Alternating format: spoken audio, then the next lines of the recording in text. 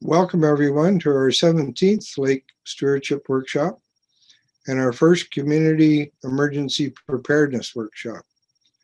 As you know, I'm Jim Irwin, Chair of the Rocky Mountain Biosphere Reserve. I'll be hosting tonight's workshop, and Daryl Kynes will be assisting. To begin, I would like to acknowledge that the Rocky Mountain Biosphere Reserve is in Treaty 2 and 4 territories of the Anishinaabe people, and say that we respect and share their all-important teachings that water is a sacred gift for all life. Since 1986, Rocky Mountain Biosphere Reserve has been bringing people together to share the knowledge for the well-beings of our communities. In this respect, we're pleased to have Sean Frey share in this session of our Lake Stewardship workshops and begin our workshops on our Community Emergency Preparedness series. With wildfire season approaching and considering the wildfires have already threatened a number of communities before the recent precipitation, we thought it timely to start the first presentation of this series in our Lake Stewardship workshop series, as we feel this information is also very important for our lake communities. Sean is a geomatics mapping coordinator for Rocky Mountain National Park.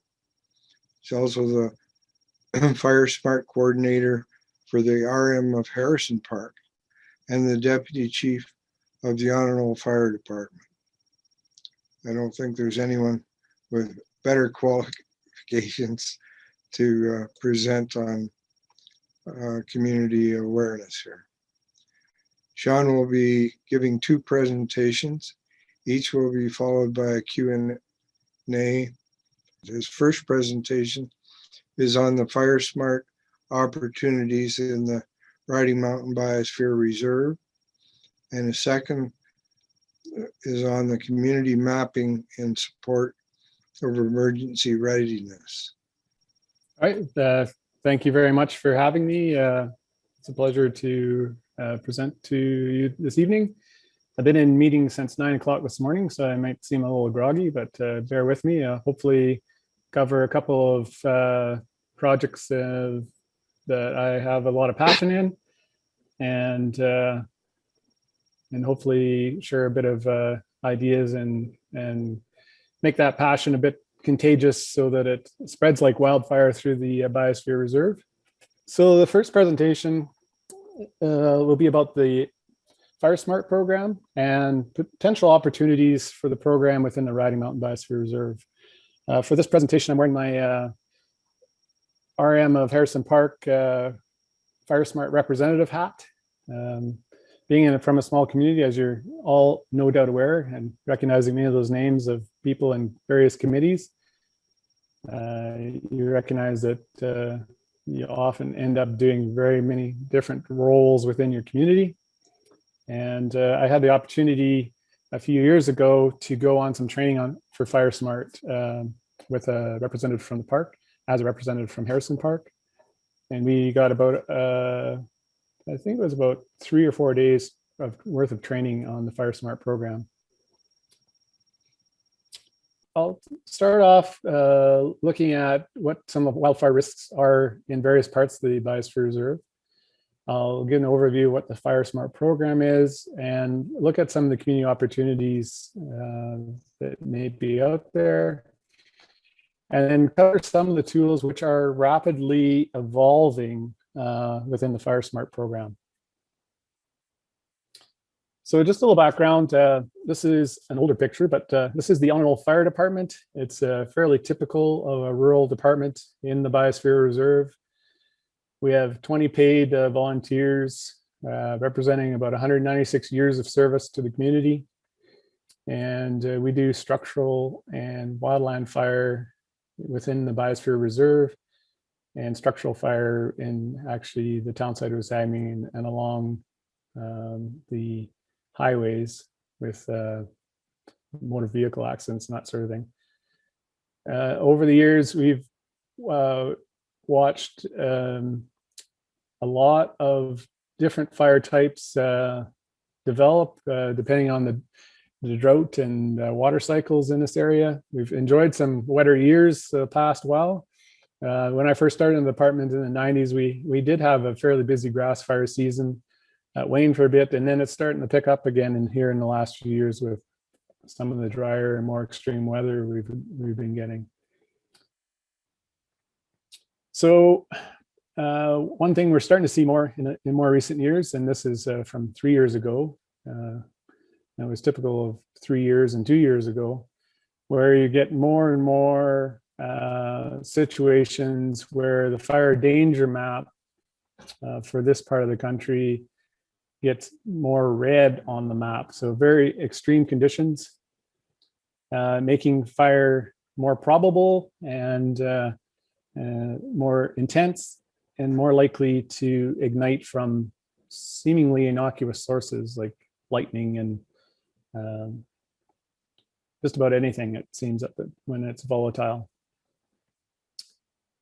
So a few years back, when I started getting the training, I did a preliminary assessment using some old imagery or land classification for the RM of Harrison Park and RM of Clan William. This is using 2004 land classification. And basically what I did was just color coded different land types based on how severe a fire would be if you got a fire in there. And so dense coniferous forest, there is the brightest red class. So you'd have, if you got a crown fire in that, it would be the most intense fire that we would experience in the biosphere. The lighter reds are mixed wood forests, so those would be nearly as intense. And then we have the yellow, which is a grassland. So you see a lot of pasture land intermixed in those RMs. And then depending on the drought or how dry, wetland shrubs and deciduous tend to be, when it's a little bit wetter, not as volatile as a fuel. But when it's extremely dry, you can actually get crown fire in deciduous forest. But it's much more uncommon under normal water regimes. So this kind of gives you an idea of where some of the more intense fire areas would be. And you often see it near the edge of the park and along a lot of the riparian corridors where there's a bit more forested land that extends out. Now, of course, one of the phenomena we see within these two RMs is more and more people wanting to be out at that edge in the forest, in the mix. It's that diversity is a great place to live. And so we see more houses in some of those areas, in some of the subdivisions, particularly in the northwest part of the RM. So I recently extrapolated this. I happened to have a 2018 land cover for the RM. It's getting much easier to do this kind of thing as the European Space Agency has a satellite that goes over about twice a week and makes that data available for free. So you can pull down that information and it's pretty detailed to see what the current situation is anywhere in the biosphere. And so I did that same color coding, and you can get an idea more broadly across the biosphere about where more intense fire would be. This doesn't sort of include the potential for ignition. There are models. Canadian Forest Service has a number of products that they have put together for this area, actually, and I can get into more detail if people are interested with the risks of ignition based on lightning strike patterns and human use corridors and that sort of thing. But this is just fuel reclassified into which would be more extreme and less extreme. And of course, a lot of the agricultural land really depends what crop is on it and what state that crop's in. But for the most part, fires on that landscape is more easily managed. Usually just involves a cultivator or some discs to create some breaks and you're good to go. So here's an example of a satellite image for area northeast of Onanole. The star here is our fire hall. And here you can see some of the communities I was talking about where there's more and more subdivisions on the edge of the forest or even intermixed amongst the forest. And as some case examples, I just want to highlight two of those subdivisions. One is Meadow Green, just at the edge of the park boundary. And the other, I'm not quite sure the name of this. There's a couple of roads in here. I'm not sure if it has an official name. But there's a couple of small subdivisions right in the middle of this dense coniferous area, which only has one road in and out to it. So these are two that we sort of have our eye on as fairly high priority for potential FireSmart activities.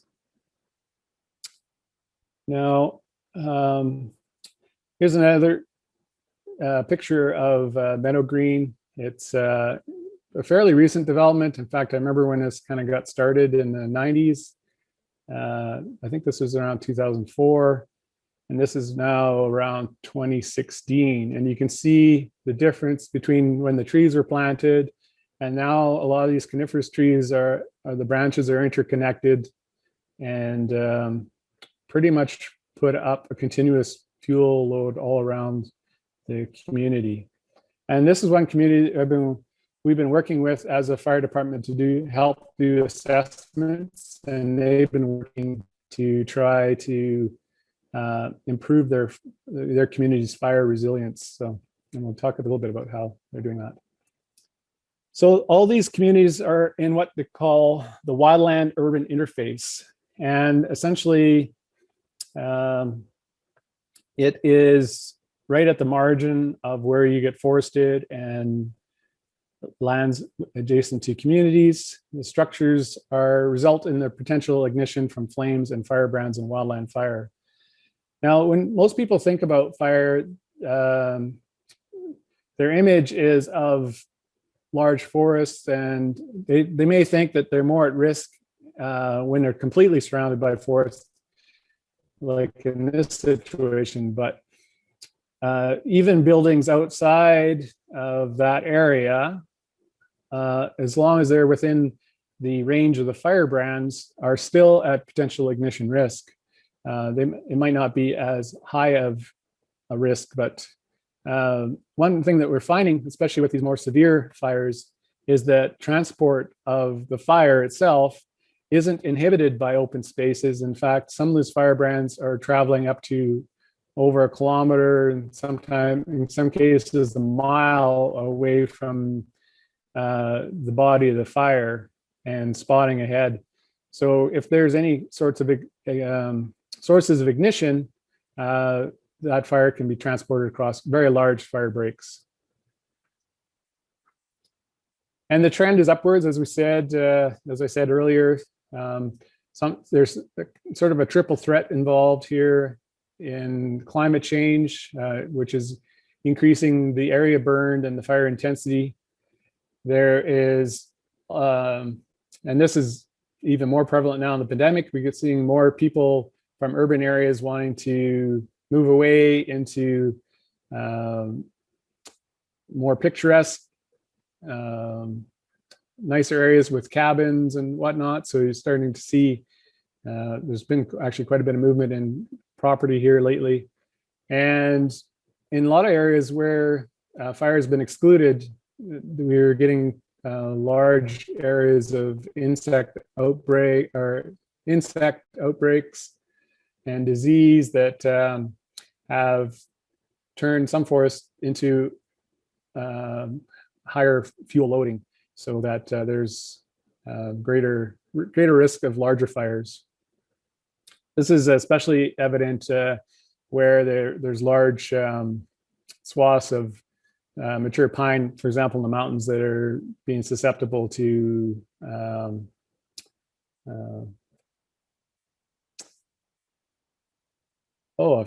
mind block. There's a beetle out there that's wreaking havoc on them. But anyway, I digress. And one thing to recognize that the wildfire is a threat to our community and its neighborhoods, but it can also go from, if we get a structural fire, it depending on the location, it could evolve into a wildland fire. And so we need to be versed both ways. But one thing is abundantly evident to us.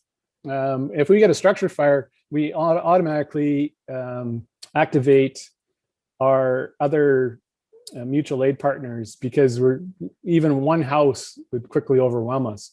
But if we see a situation like this, where multiple houses are going to be involved, our little department's going to be very quickly overwhelmed. And so these kind of things we recognize early on cannot be solved by more firefighters or more equipment. It's just not logistically possible to address that. So what's been recognized through the science is solving the problem depends on what happens before the fire in our own backyards before it gets there. So that's why there's much more emphasis on creating an environment where fire is less likely to thrive, especially around people's homes. So FireSmart's been around, well, at least since the 90s. I know some of the first programs in Wasami started in the 90s, but it's really evolved in the last probably 10 years as more of a grassroots system. It started as more of a formal top-down kind of assessment process, but based on FireWise in the US and as a result of many of the California fires, community-based programs seem to be the way that this program will succeed. And basically it is a sharing of tools and resources amongst communities to help communities better prepare for the event of a wildfire disaster. There's really good resources on FireSmart Canada, if you Google that. So the underlying concept with FireSmart is because those big fire breaks are really been proven to be ineffective, the idea is to make the home itself a fire break. Now, what that means isn't that you take all the trees out of your neighborhood or your yard, but there's some very small changes that you make over time that can have quite a large effect, from things as simple as sheeting in or screening in underneath your deck so that ignition materials don't accumulate, and if a firebrand got under there, it wouldn't start, to what type of roofing materials and siding, and where you plant your shrubs and how far your spacing is between certain trees. And the idea is the most critical zone is actually the first meter or 3 feet within your house. And so, making sure your wood pile isn't stacked beside your house and that kind of thing. So you work from your house out and look at a number of factors that will increase the survivability. And there's actually assessment tools that let you score which ones will better protect your home.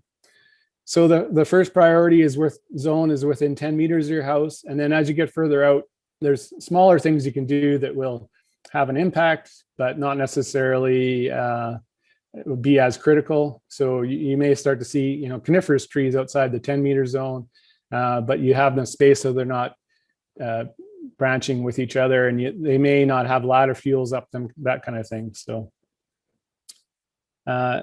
anyway, I won't get into too much detail there, but that's the idea, is that, and because of that, the people that have the most power to control that priority zone are the landowners themselves, not the municipality or the broader community that they're in. So they'll have the most influence on that zone. So here's that meadow green area with the buildings, and I put those buffers, and you get an idea of kind of the scale that you're looking at or working within. So it's really, before you even get to the street, that's the most critical zone that people will be working in. Yeah, so this reiterates what I'm saying here. That priority zone is under the control of the landowner, and it's important to provide them with the information that helps them reduce that risk to their property. And so here's a number of tools that are available. I put in the web links here and I can share that. But this is also, if you just Google FireSmart Manitoba, these are a number of resources that are linked in there. The first is a homeowner's manual. It kind of describes how to approach the area around your home and make it. And one of the tools to do that is this FireSmart Homeowners Assessment. And it has kind of a questionnaire where you go through stepwise through the different zones and look at features of your house to see which you can help mitigate the risk from. And there's also some specifically for landscaping and also for farm and ranchers, especially facing challenges around burning and how to set up your ranch or farmland so that you can burn and operate without minimizing your risk. Any kind of burning is going to be a bit risky, but there are a lot of things that can help make it safer for people. There's even now, this is fairly new within the last year, an app that you can download on your phone that helps walk you through the assessment process. So you can conduct assessment on your own home and determine what are the greatest risks to your property.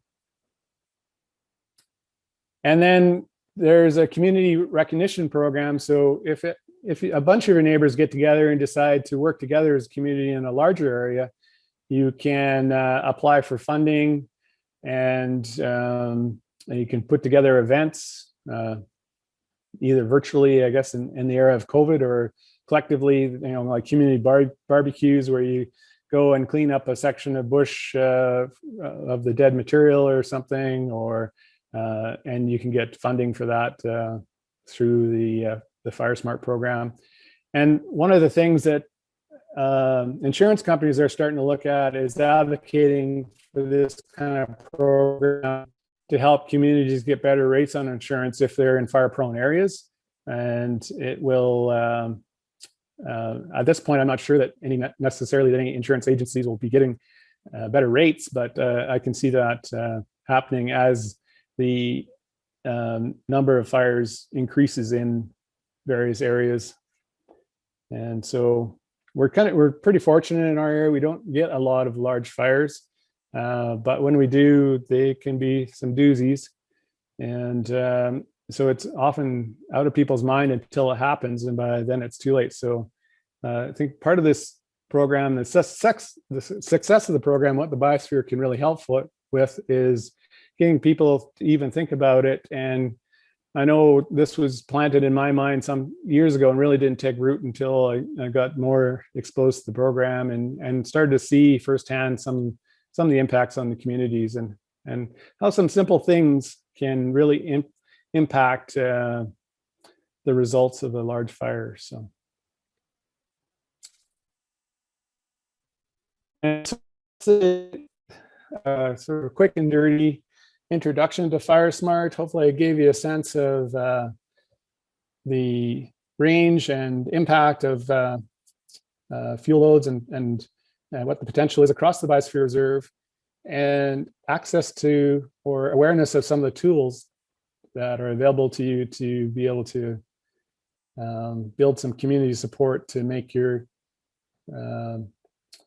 communities more resilient to wildland fire. Okay, so yeah, the first question is there any way of getting a property assessment by a professional? I'm not aware of any companies right now in Manitoba that do that, but the province that put on the fire assessment program did do it through a contract. So there are people I know at West that do that kind of that work.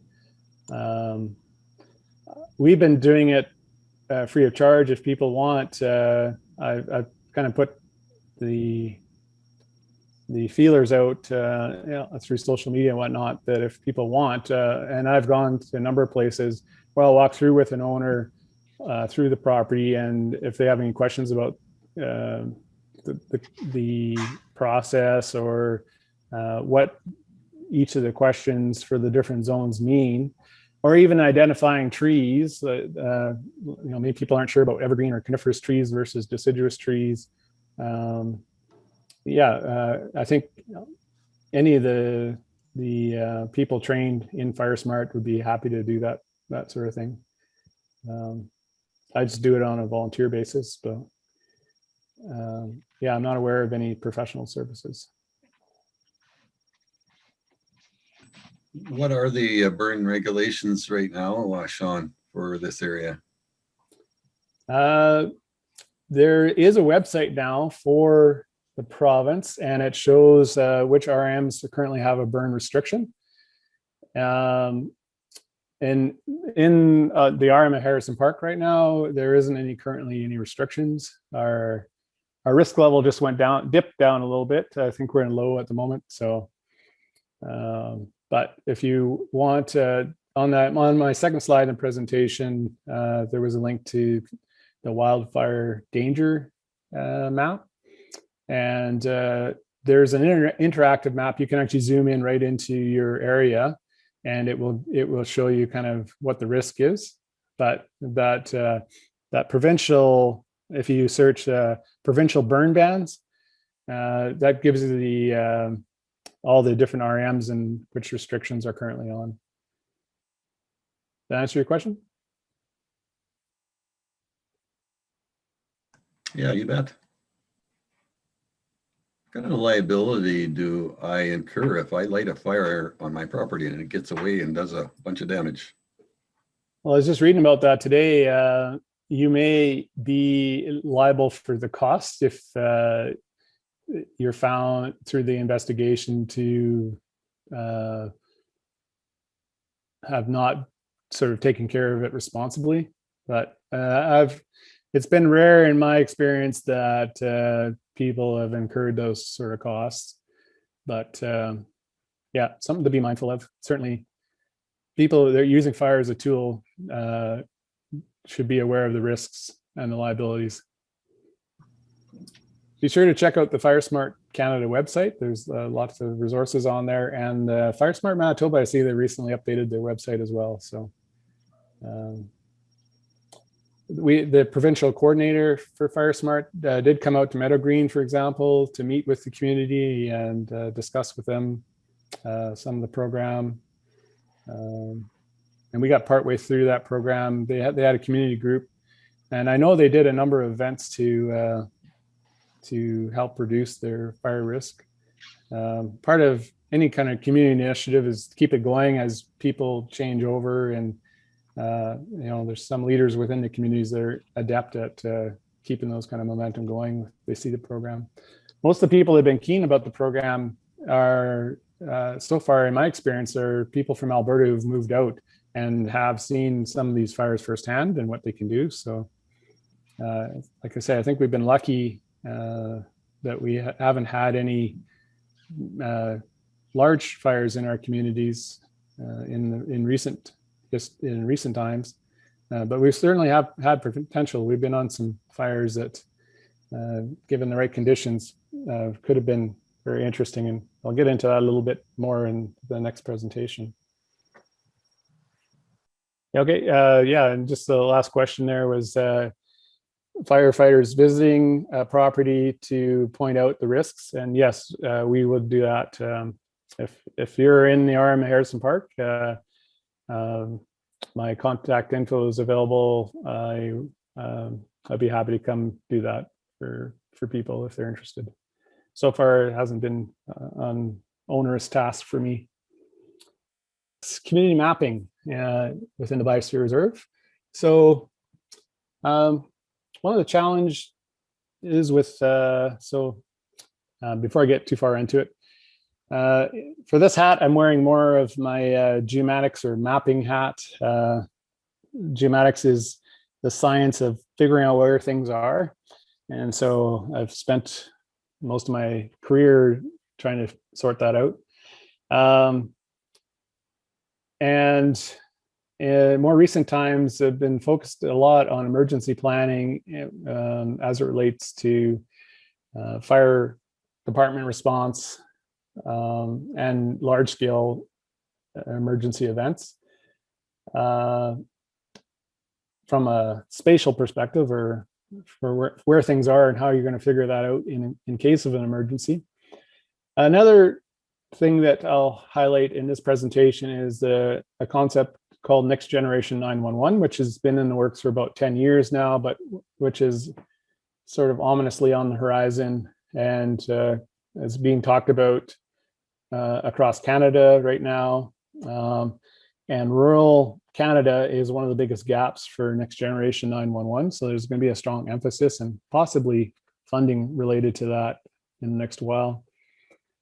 And then I'm going to touch on OpenStreetMap tools for mapping buildings and transportation corridors across jurisdictions and why that would be important. With our fire department, for example, we cross federal, provincial, municipal, and private lands fairly regularly, and need information on all those bits to be effective. So this whole presentation is about the where in emergency planning. Where's the first question after what is your emergency? And when you call 911, and I remember when 911 first came in the area, it was their mid to late 90s, I believe. And the first thing they needed for the call center was a bunch of maps for the area and the various RMs. But for the next generation, it's going to be even more complicated because everybody now has a device in their hand, which with a locator, and that device is connected to the internet, which can talk to anywhere in the globe, and can be from anywhere in the globe. So it's making it in some ways more challenging, but in other ways more precise on where everybody is. And in the Biosphere Reserve, it's not an easy question to answer where you are because it often involves addressing systems either on reserve, First Nation reserve land, private land, municipal or federal land, using either urban or rural addressing systems or legal land descriptions or lat longs or UTM coordinates or 6 miles south of the red barn that used to be there but isn't there anymore, or past George Smith's place. Even though George Smith hasn't lived there for a while. So, and the other facet of the where in emergency planning is figuring out where is everything else. Once we know where the emergency is, what else, if this is a fire or tornado or a flood, what else is at risk? And if it's a dynamic situation, what else can be impacted? And most of the maps that we use, particularly in our fire department in the last while, are often 10 to 30 years old and in different formats and from different places, depending if it's about a private campground, for example, or a new subdivision, and so it's often difficult to get all the information you need to make good decisions. So in the early stage of the pandemic, I was spending a lot of time inside, as many of you probably were. And to fill some of that time, I ended up volunteering with a program called Humanitarian OpenStreetMap Team. And it's an online initiative that lets people at various skill levels, a citizen volunteer program that allows you to map communities that are at risk of emergency and disaster. So often in places like Africa or South America that are either in famine or flood or something happening, displaced, and they need to know where, or even with COVID, it's vaccination, figuring out where everybody is so that they can get to them.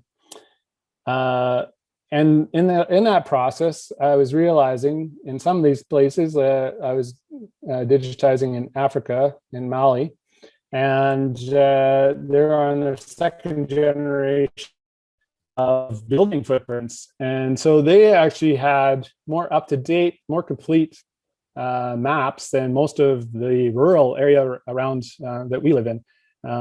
Even though, you know, we're in a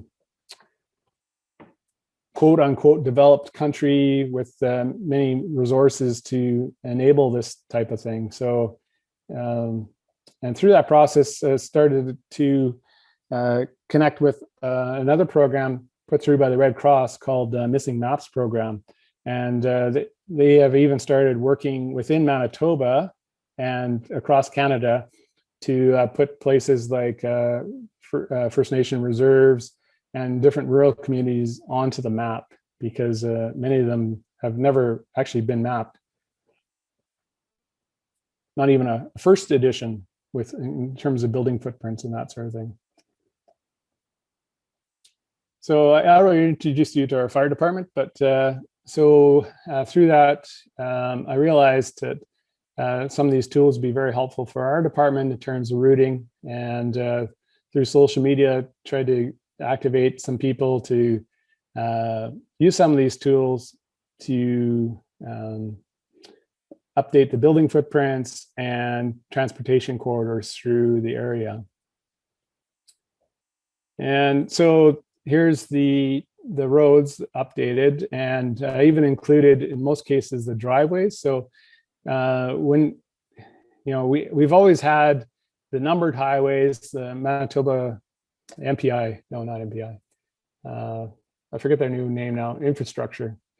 They have a department that has these roads all very detailed, but they don't do the municipal roads. So the municipalities look after the municipal roads, the tertiary, and then that stops at the driveway. And then the driveways are all people's private roads. But if we need to get to a building, we're going to be using all that transportation network. So we need the whole kit and caboodle. And so we went through a process, this is Usagning and Onanole, of adding all those building footprints. And as you can see, when you get this kind of picture, then you can see all the farmyards and communities, and it gives you a completely different sense of, okay, if we have a disaster in this area, where are all the people? And buildings are kind of, you know, one of the main containers of people. It gives you a quick and easy picture to see exactly where and how you can access those people, and where they would have to move to get from one place to another, and what some of those critical pinch points and bottlenecks would be. Especially, you know, if you have a bunch of, remember from my first presentation about this community out here that's attached to one road and only one way in or out. So if you can imagine if you had a disaster that blocked off that road access, what kind of issue you might have. So the next generation 911 program, it's the CRTC has challenged the telecoms giants to supply the networks needed to move 911 into the next phase of the technology, which would enable things like texting and better location services. But to be able to utilize that, when they get a better location, it'll have to be tied to a map that also gives them more meaning and context. Otherwise, it's sort of all for naught. So one of the projects that I'm quite excited about is this OpenStreetMap, and it took me a while to kick into it. I've been contributing to it for a while, and it's really a collaborative project to create a free editable map of the world. It's global in nature, and it's really about the underlying data. It's not really the map, because as you can see, we'll maybe look at a couple examples. Once the data is in there, you can look at it in hundreds of different ways to see what you need to be able to get out of it. but the framework to put all the data on is really quite incredible. We're getting kind of used to Google Map, which is a proprietary map. I used to edit for Google, and but the problem with Google is once you put it in there, you can't get it back out. With OpenStreetMap, you can put the data in and get it back out, and then it's usable for everybody that has a purpose for it. It's based on the Wikipedia model, ironically, or not ironically, I don't know, from your perspective, I'm using Wikipedia to define what it is. But the important thing to note is within the last 2 to 3 years, many very large companies, including Microsoft, Amazon, Apple, Facebook, Uber, and even people who play Pokemon Go may find that they've been working on OpenStreetMap data. It's any of the new GPS devices. We just bought a bunch of new Garmin handhelds for the park. They all came with OSM data on them already. So by putting the data into this model, then it gets utilized by just about everybody, including actually Google mines OSM data now to update their products. So when you have the best data, it gets used. So why would we use this? It's free and open. It's published in an open place, so access and use and share the data. Allows many different diverse individuals and communities to contribute. They find local knowledge, emphasizes and empowers people to edit, and the barrier to entry is low, so you don't have to have a lot of technology to be able to contribute. And it really gets the best information because people closest to those features know the most about them. It has a global reach. So once you've worked in one part of the world, you can work in another. And I've worked in South America and Indonesia and Africa and here, and the tagging systems are quite similar. There's some variation, but it's quite good quality, and it's continuously updated. So once you make that change, it gets published. It could be reviewed depending on the process you're using, but it's then put into the model and available fairly rapidly. It has versioning, which helps, if something gets deleted that wasn't supposed to be, or graffitied, or people using it inappropriately, just like Wikipedia, there are people and admins within the system that can repeal anything that's done in there. So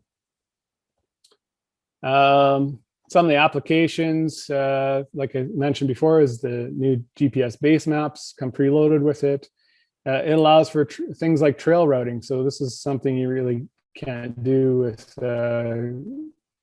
Google Maps.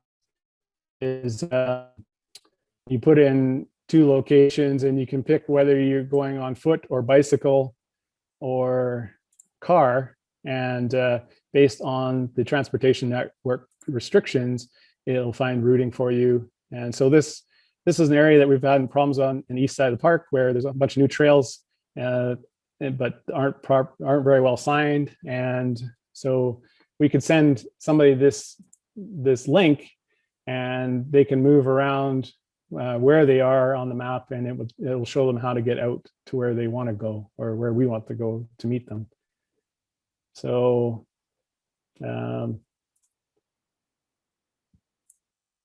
it also allows you to have website links attached to either like things like trails or buildings. So any of the businesses, for example, in Ericsson could have a website link.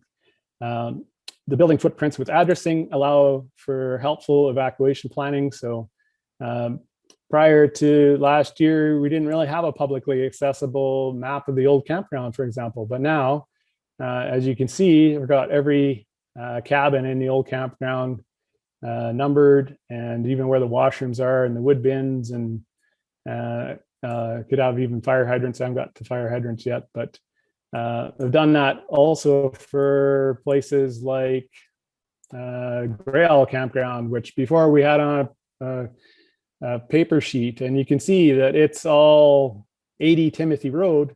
But if you zoom in closer, each of the unit numbers are on there as well. So trying to find 80 on Timothy Road, unit number 45, is a lot simpler. One thing I do need to put in here is the seasonal gates they put in this community to get around in. But we had a fire last year in Sportsman's Park, and you can see now with the park homes and the various RV spots and cabins that it's fairly complex place to get around. But now we have even all the little park homes and trailer areas identified. So before we get there, we can see which access route would be the quickest. And so we're not driving all the way through with our big pumper, brushing through trees, trying to get to someplace we didn't need to get that far through. I'm starting to sound a little garbled now, aren't I? And I just showed you the detailed campground site maps. You can also have all sorts of other tags that you can attach to specific features. So it's quite powerful. So there are 3 ways to edit. You can edit right within a browser. In fact, I can quickly demonstrate that for you. So let's say up here. Okay, so let's say I'm off Bloomfield Drive, north of the park, off of Strawberry Drive, and I want to add in this house into the database. So I make a new area, I click on it, highlight the house, and describe it as a house. And if I know the address, I can even put it in the addressing here. In this case, I don't know the address. If it was a square house, I could also, you can right click on it, make it rectangular or square. In this case, I'm also going to add the driveway. So I'm going to hook it to the existing road, double click and add driveway. And now I've just added a house and a driveway to OpenStreetMap. To save my changes, I just click over here, added house.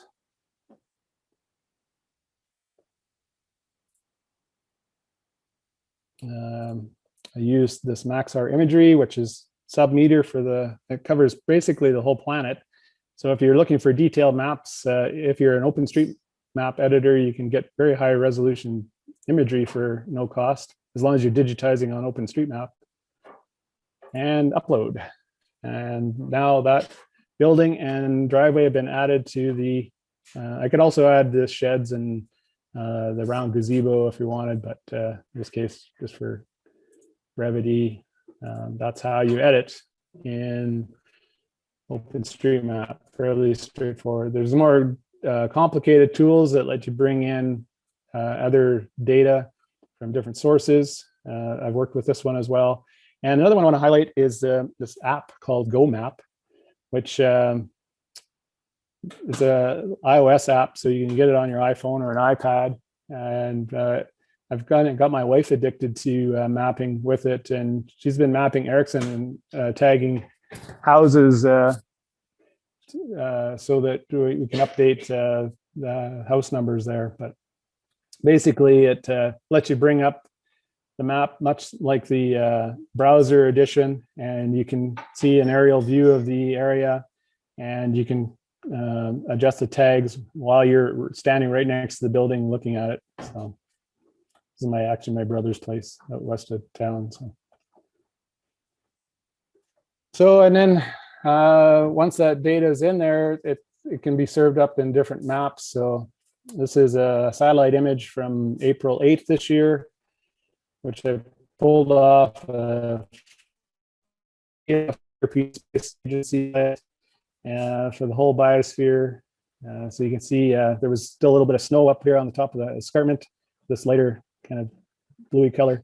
This is just before we got the snow. So now it would look all white again, but you can see the fractures in the ice, and that deep freeze in February kind of kept things frozen a bit more than we expected. So And I've put on the OSM data over top. So it gives you context to other things that you want to compare for things like disaster management. So where this might be useful, here's a couple of case examples. So this is, here's Onanole, and Ericsson's just down below off the map. So back in, was it 2011, I believe. We had the Muskrat Creek fire. So basically a fire started down here just inside the park boundary. It hopped over this river, and in November, it was a wind-driven event. It basically covered this more than that, be about 12, 13 kilometers in just over a day, even crossing Highway 19. I'm not sure how many people remember that. It was in, I think it was maybe late October, early November, or possibly even late November.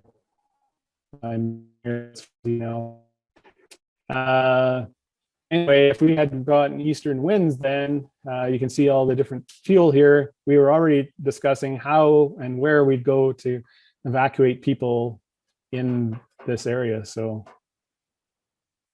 yeah, so being aware of it and the context of all those other places, how we'd go about even starting to evacuate people that may have been in the path of that fire would have been interesting. Another example is that this is a tornado path northeast of Ericsson. This was, we had a bad August storm and a very high intensity. I'm not sure what it was rated in the end. I think it was at least an F4. Tornado touched down just north of Otter Lake and ran east for about, there's a mile here. So 1, 2, 3, 4, 6 or 7 miles, maybe 8, and up to about half a mile wide. And so fortunately, there was buildings on either side here, and it just hopped over this gully where there was another building, and this house here just happened to be in the lee of the hill as well. But if you can see that path transposed over a place like Ericsson or any other small rural community, you could see what sort of impact area you'd be dealing with and the complexities related to finding where all the people might be. Here's a drone image taken after showing the path. So this is looking west.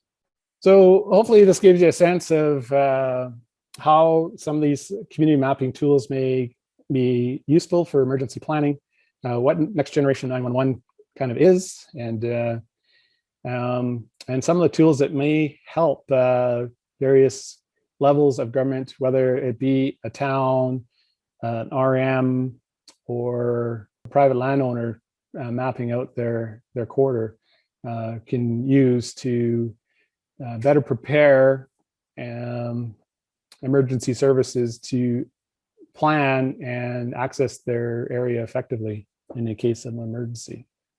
At this point, willing to entertain questions.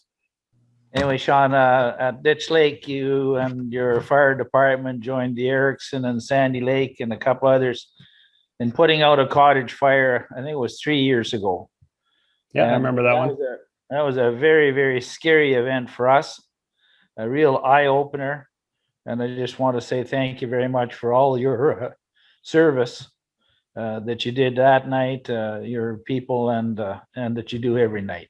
Thank you very much. Well, thanks, Lawrence. I've actually this spring been working around Ditch Lake. There's kind of a complex numbering system for your various buildings there. So I think I have most of them mapped now. I just have to get them tagged properly, or maybe we can work with your community to get that updated.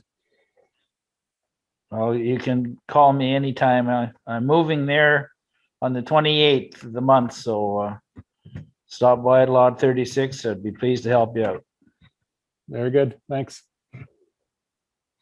Hi, Sean. Can you hear me? I can hear you, John. We had an emergency on a neighboring farm about 3 weeks ago, and called 911 and the police and provided the 6-digit rural address, and they went to the wrong farm. And I was wondering, for the fire department, when you get an emergency call, can you just plug that 6-digit number into a GPS in the fire engine and it will show you the most efficient way to get to that address? Or does the ambulance and the police have that feature as well, such that they have built-in GPS to provide direction? We do have GPS. Unfortunately, not at this point can we do what you're describing, because I'm still in the, well, in some areas I can, because I've updated those 6-digit rural addressing for some of the buildings. I've gone down to about Ditch Lake. I haven't worked as far south as your place yet. But the idea is, once that's in OpenStreetMap and it goes out to all the other systems, then they will have that capability. But at this point, they don't. And that's kind of where the gap is to get things for next generation 911, is getting all those buildings in and their corresponding rural address. Then I can put that number in to the search engine. And it will tell me, okay, yeah, that's that house right there. And then it routes based on the best information we have on the quickest way to get there. Now, of course, that's going to always be contingent on whether how well that data is updated, if that bridge is still functioning. But OpenStreetMap is pretty complex, because anytime even a road crosses a stream, it asks if that's a ford, a culvert, or a bridge. And so that information all gets put into there. So yeah, that's the dream, John, that you'd be able to put in any addressing, whether it's a urban address in Erickson or a rural address at the end of a road, at the end of a long private drive through a turkey trail to a house, and that somebody's put on that map for you. So. Well, Sean, how do they do it now then? How does the ambulance navigate now? Do they have a paper map in the cab that they look up the rural street address on? Usually ambulances often call the local departments. So in the past, how it's happened is we've relied on many of our members who know the communities and the people. So when we call 911, when 911 dispatches us, they usually they may end up giving us coordinate if the person has a cell phone. What we find though at this point is that coordinate's usually not very accurate. So it could be several kilometers away from where the incident is. Then they have a description. So they'll say 1 mile north of such and such road. And in our experience, that's usually very inaccurate, because people don't tend to know where they are. And when they're panicked and trying to describe things to people, it doesn't translate very well. But yeah, so often what we'll do is we'll find out who called it, and we'll know where they live, for example, just because we have 2 contractors who almost built all the houses in the area, so they know where most of these houses are. But yeah, if we ever lost those people off the department, we'd be a little bit hooped. But many times the ambulance will call, or the fire department, and ask if we'd help them access one that they're not familiar with. But yeah, they do have maps in their cabs. A lot of them are using Google Maps, just because there isn't anything else better. I know Google Maps doesn't have any of the rural addressing. It only came in, what, about 3 years ago, maybe, the new 6-digit ones. And most of the Google Street View stuff was put in about, I was looking at the stuff for Erickson, it's like 9 or 10 years ago. So you can't even use the Street View stuff to sort of find out that addressing. So that's why we've been using some of these mobile tools to, as I've been going around and biking, doing my spring bird watching, and as I pass a building, I can digitize it, put on the rural addressing, and then it's added in there. It takes about 2 minutes per site, so, or less, as you get more proficient. Yeah, this is a little discouraging, because all of the technology you just described, and yet it can't help the ambulance find the farm. And I'm thinking particularly if... Did we just lose John? Yeah, he got knocked off earlier and then came back in. Yeah. Yeah, it is frustrating because the technology to do a lot of this has been around for a while, but getting everybody on the same page and using the same data is the challenge. So that's why I'm encouraged by this global system that is already up and running. I work on several committees through my work with the province, and they've been discussing building footprints for at least 20 years. And have had varying success in getting some areas, mostly around the Winnipeg, Portage, and Brandon kind of scale, getting those buildings in. But rural areas have not been a priority. So there's been some new technology with LiDAR, where they fly along with a plane with a laser that measures and picks out some buildings. So they've been able to automate where some of the buildings are, but that still doesn't help with the addressing problem. So that's why I think these tools would be very useful to people and communities. Sean, the physical addressing should link into that very well then, should it not? Yep, it does. So Sean, I guess we should all be putting our information into this system instead of waiting for other people to do it for us. Would that be fair to say? Yep, I think like most things in a community, if you need to get it done, there's a few dedicated people that make it happen, and I think we're at that point. So I'm willing, as part of a future series, to show people more detail about how to do that. I think almost anybody who can operate a Zoom meeting could be updating OpenStreetMap. I got my wife and son involved. Kind of some volunteer time, and my wife was so addicted the first night she ended up updating every building in Erickson in one evening. So but she's fairly, once you get her onto something, she gets fairly into it. So I think, yeah, I am talking about you.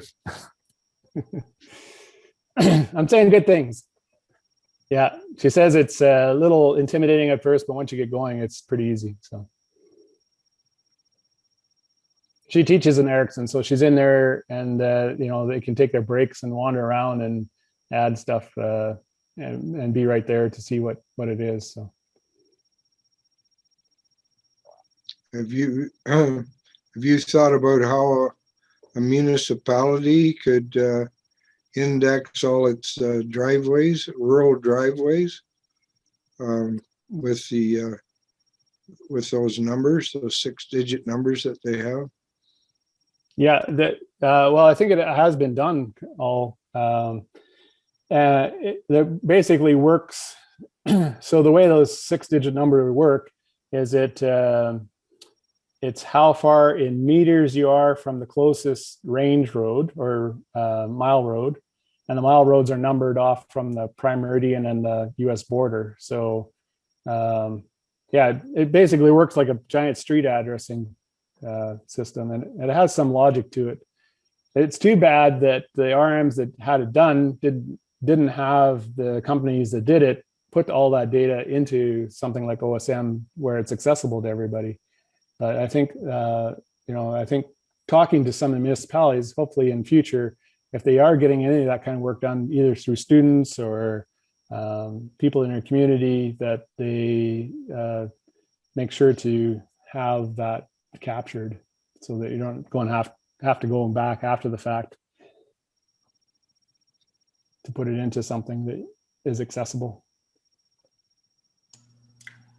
So Sean, if someone wanted to do that, can they get a map that has all of these addresses, these 6-digit addresses, and a map that shows them where they are so they could put them into a system? Yes, it's possible. Some RMs do have paper copies of where those points are. And so it'd just be a matter of cross-linking it. And so they could do it from their computer at home. The other option is, I know lots of people are going COVID stir crazy, sitting in their houses, just having some community member volunteers drive around. And as you pass them, you can add them in using the mobile app, which is pretty straightforward too. So yeah, so we have some individuals that hopefully will get funded for inspecting watercraft. And I suppose they sit there waiting for the next boat to come in, and they could be doing stuff like this. I think that might be a lot more interesting than sitting there waiting. Well, yeah, if you get a storm day or something and they don't have anything to do, they can walk around. Guy did all the buildings in Sandy Lake, for example, and haven't done all of the rural. There's a bunch of subdivisions on the north end of the lake. Haven't quite finished those up yet. So I've got a lot of the footprints there. So they could wander around and tag those. That'd be quite helpful. They wouldn't be able to wander around, but they would have access to a computer, and they would be able to put in the rural information if they knew more about what it was you wanted them to do. Yeah, for sure. I could touch base with Chad because I think he has that document from the company that put all the rural addressing signs out. Because we had talked about that at one point, whether it'd be best to get a student to do all that, or somebody new, or even the road supervisors, or somebody that John's trying to get back in there. Yeah, I got him in. Yeah, so I think the community will have to decide what mechanism is most effective for them and have a go at it. See what works.